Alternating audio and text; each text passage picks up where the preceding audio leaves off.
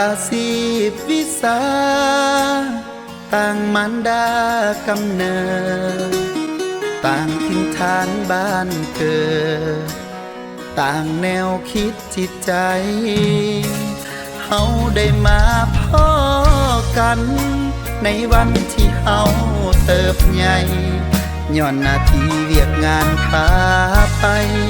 เฮาจึงได้สร้างฮักผูกพันจึงเกิดมีคำสัญญาว่าสิฮักจนชั่วนิรันดร์คอยเบิ่งแยงอยู่เคียงข้างสร้างฝันสิฮักมันไปจนฮอดมือตายขอให้เป็นสัญญาใจบ่อยากให้เป็นสัญญาเจียนานวันยันมันขาดเหียยันน้ำมึกจืดจางเสื่อมหายให้เกิดจากความรู้สึกจิตสำนึกของเฮาสองฝ่ายคำว่าฮักกันจนฮอดมือตาย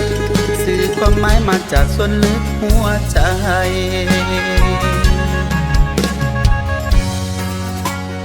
นักเฮาสิช่วยกันหาหยาบสิช่วยกันดึง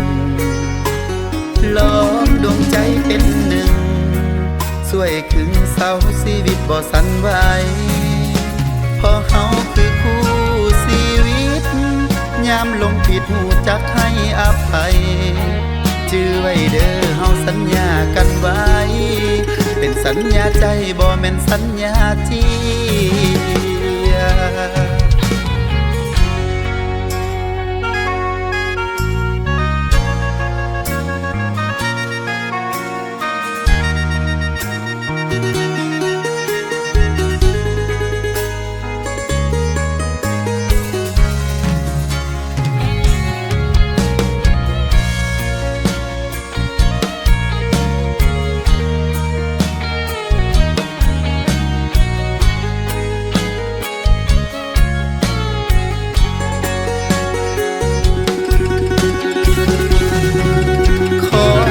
เป็นสัญญาใจ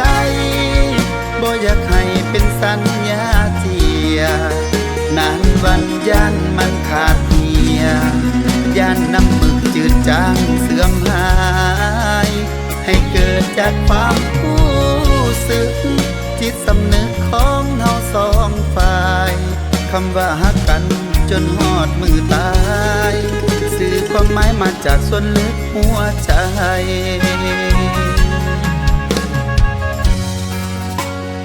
นักเฮาสิช่วยกันหาหยาบสิช่วยกันดึงล้อมดวงใจเป็นหนึ่งช่วยขึงเสาชีวิตบ่สั่นไหวเพราะเฮาคือคู่ชีวิตยามลงผิดหูจักให้อภัย